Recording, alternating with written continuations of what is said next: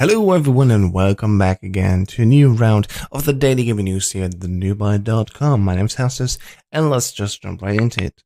First bit of news is actually the walkout at Riot Games has finally happened, and why that is so specific and interesting, of course, we can see right away. The first bit you need to know is actually that Riot on its own was leading, of course, the problem why the developers and of course everyone else working under that company has decided to finally do a walkout in protest against these changes. What Riot did was basically is that Riot wants its employees to only be allowed to take them to arbitration, not court, when suing the company over instances of sexual grievances like assault or harassment. While Riot backed off last week by only enforcing arbitration for old employees and making it opt out for future ones, it still has a host of problems. Additionally, on top of that, game developers making protests and doing a walkout is not a regular thing. Just people that are complaining and actually showing that they are taking time off to protest is something that's very rarely done, because in video game development, there's always no time.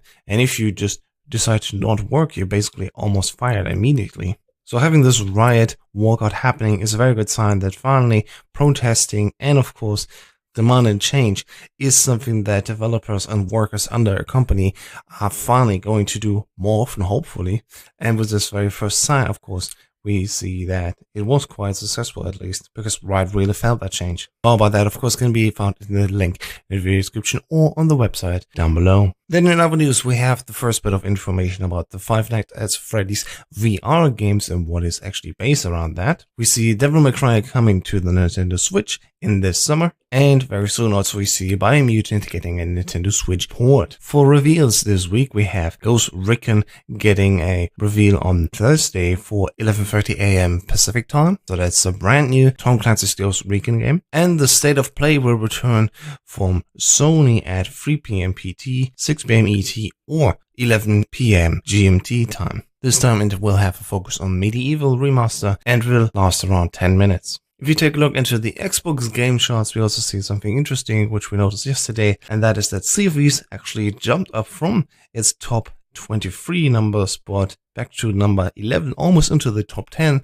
of most played games last week on the Xbox. Whereas we see overall in the UK gaming charts that Grand Theft Auto 5 is making a return into the top 10 again on number 5 after it was on spot 11, which most likely has to do with the release of the role-playing mod, which is already very famous on Twitch, of course, but also has been played by just regular people as well. And something regarding cool Pokemon news is, of course, with the release this week of Detective Pikachu, we also see a study that's actually focused around Pokemon and how a pea-sized region in the brain is specifically tasked with recognizing Pokemon from a wide selection of everything else. Of course, this news is not only surrounding, of course, people are looking at Pokemon and how the brain works about it. It is, of course, also a very interesting factor to understand how the brain works and how it forms, for example, specific regions for specific tasks. As it says here by Jesse Gomez, a co-author on that article, this is quite remarkable, and it's still an open mystery in neuroscience why these regions appear exactly where they do in the brain. One way to answer this question and to determine which of several competing theories is correct is to study people who as children had a unique experience with a new type of visual stimulus. If those people were shown to have developed a brain region dedicated to recognizing that new object class,